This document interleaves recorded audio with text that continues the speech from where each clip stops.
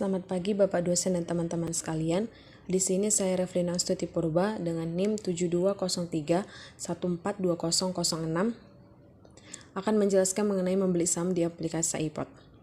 Langkah pertama yang harus kita lakukan, di sini kita terlebih dahulu harus mempunyai aplikasi iPod-nya itu sendiri. Jika teman-teman tidak mempunyai aplikasi tersebut, maka teman-teman bisa terlebih dahulu mendownload aplikasi iPod. Nah, di sini saya sudah mendownload aplikasi iPod dan berikut tampilannya. Di sini ada menu registrasi dan menu masuk. Jika teman-teman tidak memiliki akun iPod, teman-teman bisa mengklik registrasi. Dan di sini teman-teman dapat melakukan pengisian registrasi untuk akun iPod Anda sendiri. Tetapi jika sudah mempunyai akun, maka kita langsung masuk ke bagian sign in atau masuk ini. Nah, di sini saya terlebih dahulu tadi sudah mendaftarkan akun saya di aplikasi iPod. Sehingga kita masuk di bagian masuk. Nah, di sini masukkan username yang kita daftarkan tadi. Di sini username saya Reflina22 dan password yang kalian daftarkan ketika kalian mengisi di bagian registrasi.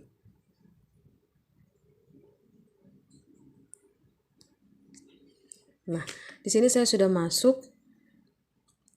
Di sini ada login PIN. Di sini kalian bisa mengisi PIN yang kalian masukkan ketika melakukan pendaftaran tersebut.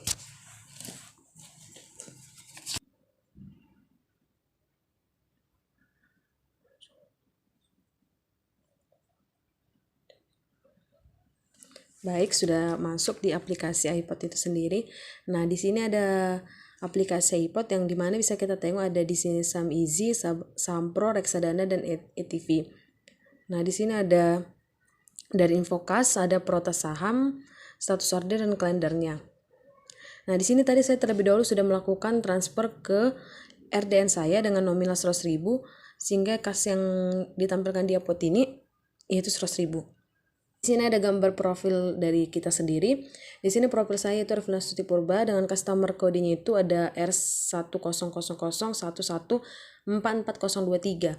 Nah, di sini teman-teman bisa melihat sendiri bahwasanya di sini terdapat beberapa menu yang bisa mempermudah kita dalam mengaplikasikan aplikasi iPod ini sendiri. Nah, di sini karena tadi tujuan awal kita untuk membeli saham, maka langkah pertama yang kita lakukan itu kita mencari perusahaan apa yang ingin kita beli sahamnya terlebih dahulu. Nah, di sini saya akan berinvestasi pada perusahaan Media Nusantara Citra Tbk. Maka kita klikkan di sini Media Nusantara Citra Tbk. Sebelum saya akan membeli sahamnya, di sini saya akan menjelaskan sedikit mengenai Media Nusantara Citra Tbk tersebut. Nah, PT Media Nusantara Citra Tbk atau lebih dikenal dengan MNC Media atau MNC saja yang biasa kita gunakan dalam sehari-hari, merupakan sebuah perusahaan yang bergerak dalam bidang media yang berpusat di Jakarta atau di Indonesia.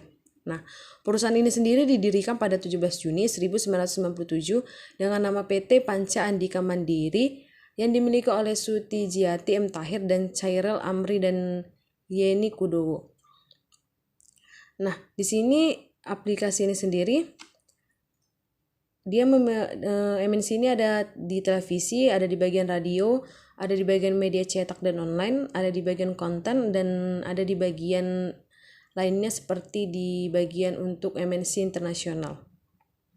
Ini saya akan berinvestasi pada Media Nusantara Citra Tbk atau MNC, di mana harga sahamnya itu 615. Nah, karena satu lot itu 100 lembar, maka untuk membeli saham di MNC dengan harga 615 dikali 100 sama dengan 61.500 satu lot. Nah, di sini MNC ini ada grafik untuk menunjukkan perkembangan dari investasi saham di MNC Tbk ini. Nah, di sini ada fitur order book, di mana di sini itu penawaran beli atau jual terhadap suatu jenis saham disertai dengan informasi harga terakhirnya atau harga penutupan hari sebelumnya, perubahan harga, persentase perubahan harga, harga pembukaan dan harga tertinggi serta harga terendahnya. Nah, untuk broker Summary ini sebuah fitur yang ada pada sekuritas di mana dia menyajikan rangkuman aktivitas jual beli saham yang dilakukan oleh sekuritas atau broker pada jam perdagangan bursa. Nah, untuk aktivitas ini, di sini ada aktivitas yang dilakukan oleh Media Nusantara Citra Tbk. Bisa dilihat pada tampilan berikut ini. Chart ini adalah grafik dari perkembangan saham Media Nusantara Citra Tbk ini. Ada dead strength-nya, terakhir harga sahamnya selama baik 1 minggu, 1 bulan, 3 bulan, dan seterusnya. Kita bisa mengeceknya di bagian chart ini.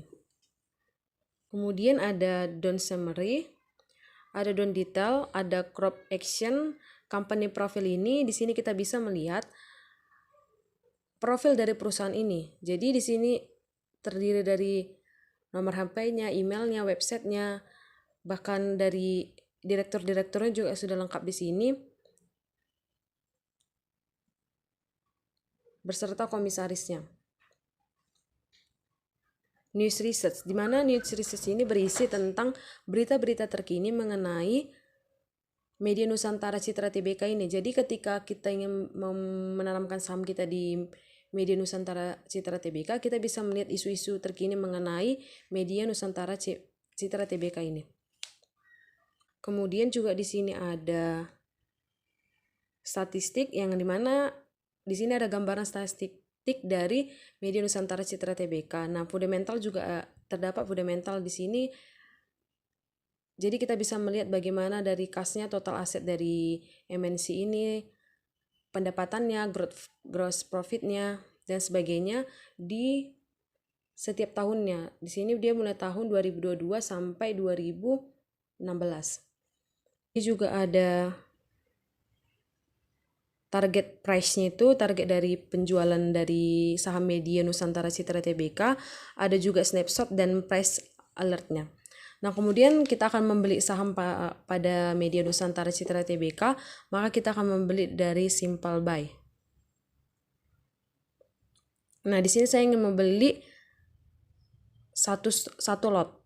Di sini dia ada beberapa penawaran daripada investor atau penanam sahamnya itu dari harga 615 sampai harga 575 sebagai harga terendah dari penawaran saham di Media Nusantara Citra Tbk.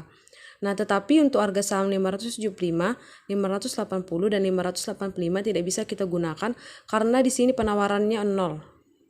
Jadi yang bisa kita gunakan dari 590 sampai 615. Nah, jumlah lot yang saya ingin belikan itu adalah 1. Maka kita klikkan 1 sehingga total belinya itu ada 61.500. Nah, total beli 61.500 ini mencukupi dari saldo kas yang saya transfer tadi terlebih dahulu. Maka di sini saya akan klikkan submit. Oke. Nah, jadi pembelian saya telah sukses. Di kodenya itu di MNC dengan jumlah lot itu 1 di harga 615, maka total pembelian saya adalah 61.500. Nah, di sini kita akan melihat bagaimana portofolio dari Media Nusantara Citra Tbk. Maka kita kembali ke bagian portofolio yang di bawah yang terdiri dari info kas, order status, dan portofolio dari MNC yang saya beli. Nah, PT Media Nusantara Citra Tbk yang saya pilih untuk menanamkan modal saham saya di PT Media Nusantara Citra Tbk atau yang sering kita kenal dengan MNC Media. PT Media Nusantara Citra Tbk atau MNC adalah perusahaan media terpadu di Indonesia. Perusahaan ini memiliki bisnis inti dalam konten dan kepemilikan dan pengoperasian 3 dari 10 televisi free-to-air nasional Indonesia. MNC memiliki 3 TV free-to-air atau FTA, RCTI, MNC TV, dan Global TV, serta 18 saluran yang dibuat dan diproduksi oleh MNC yang disiarkan di TV berbayar. Saat ini MNC juga memiliki bisnis berbasis media lainnya yang mendukung bisnis inti MNC. MNC tersebut terdiri dari ada radio, media cetak, manajemen talenta, dan rumah produksi. MNC ini sendiri didirikan pada tanggal 17 Juni 1997. Perusahaan mulai beroperasi secara berkomersial pada bulan Desember 2001. Adapun latar belakang dari PT Media Nusantara Citra Tbk. Media Nusantara Citra Tbk atau MNC didirikan pada 17 Juni 1997 dan mulai beroperasi secara komersial pada bulan Desember 2001. Kantor pusat Media Nusantara Citra Tbk berlokasi di MNC Tower, lantai 27, Jalan Kebon Siri, Kabupaten 17-19, Jakarta Pusat. Pemegang saham yang memiliki 5% atau lebih saham Media Nusantara Citra Tbk adalah Global Medicom Tbk atau BMTR pada tanggal 28 Februari 2022 dengan persentase kepemilikan sebesar 52,67%. Nah, berdasarkan anggaran dasar perusahaan, ruang lingkup kegiatan MNC adalah berusaha dalam bidang media berbasis iklan dan konten. Nah, PT Media Nusantara Citra Tbk adalah perusahaan media terpadu Indonesia. Nah, perusahaan ini memiliki konten dan kepemilikan dan pengoperasian 3 dari 10-nya. Nah, selain itu, MNC juga memiliki basis media dan usaha lainnya yang bertujuan untuk mendukung kegiatan utamanya.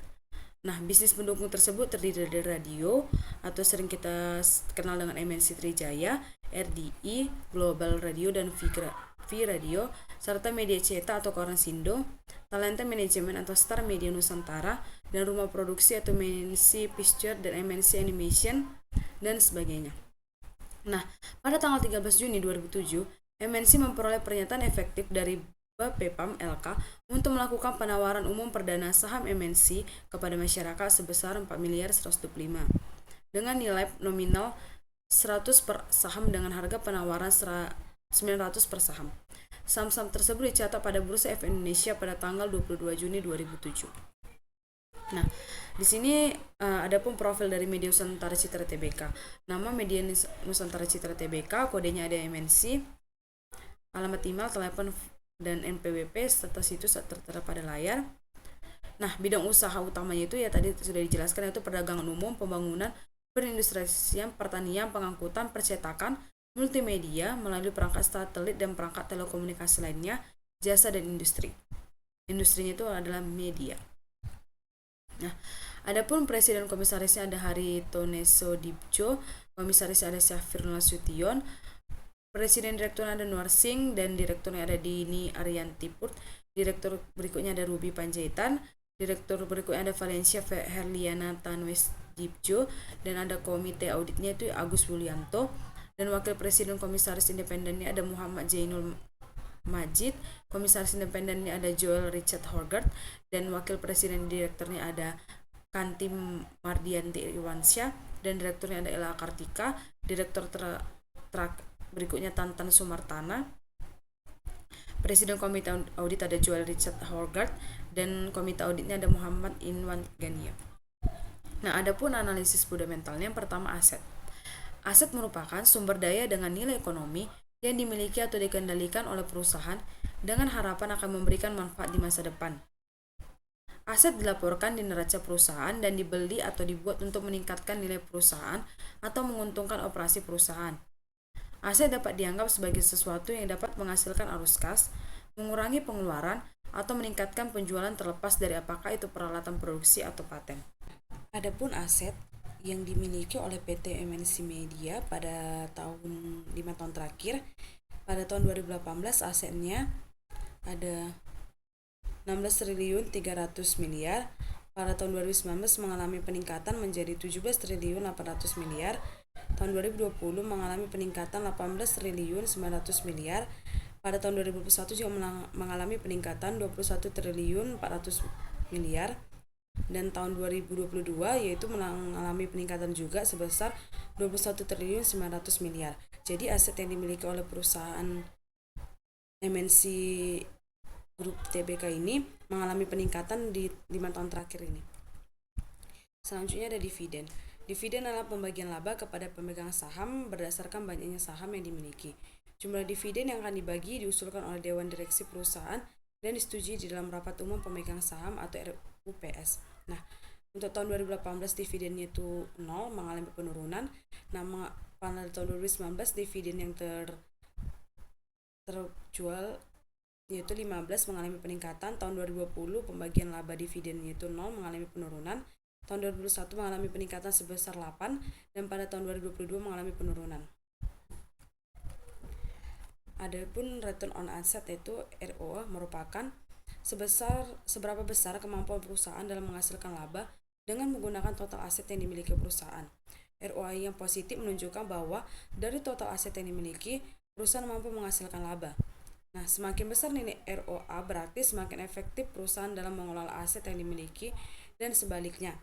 ROA yang negatif menunjukkan bahwa perusahaan sedang mengalami kerugian. Nah, di sini kita bisa lihat di 5 tahun terakhir pada tahun 2018 ROA dari MNC Group ini 9,7%. 2019 dia mengalami peningkatan yaitu 12,52%. Tahun 2020 dia mengalami penurunan yaitu 9,23%. 2021 dia mengalami peningkatan menjadi 11,13%. Tahun 2022 mengalami penurunan menjadi 10,08%.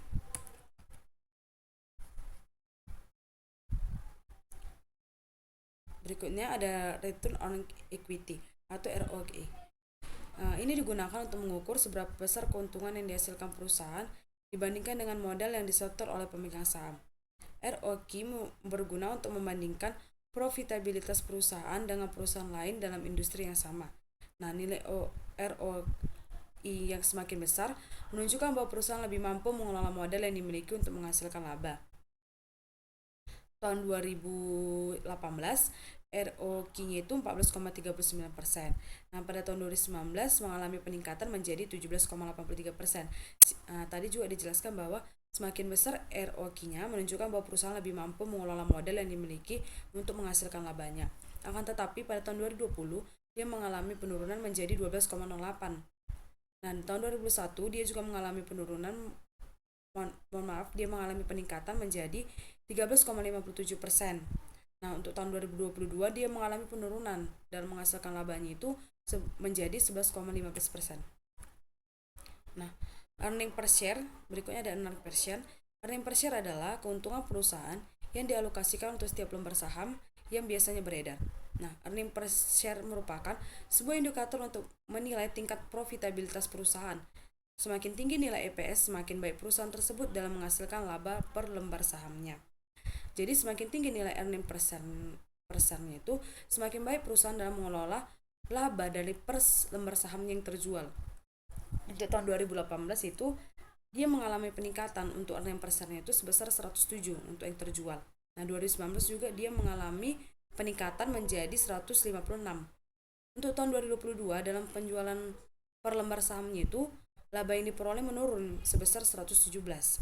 Nah, untuk tahun 2021 lembar per saham yang terjualnya itu labanya mendapatkan peningkatan sebesar menjadi 158. Nah, di tahun 2022 ini laba per sahamnya itu mengalami penurunan menjadi 147. Adapun grafik yang bisa kita lihat pada tabel berikut ini.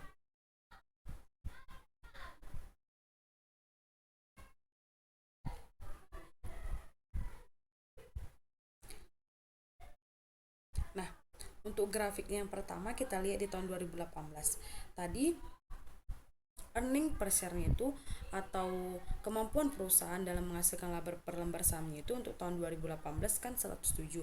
Jadi grafiknya ada di 107 dan mengalami peningkatan di tahun 2019 menjadi 156. Kemudian untuk tahun 2020 dia mengalami penurunan sebesar 117 dan tahun 2021 dia mengalami peningkatan menjadi 158 dan kemudian di tahun 2022 mengalami penurunan sebesar 147.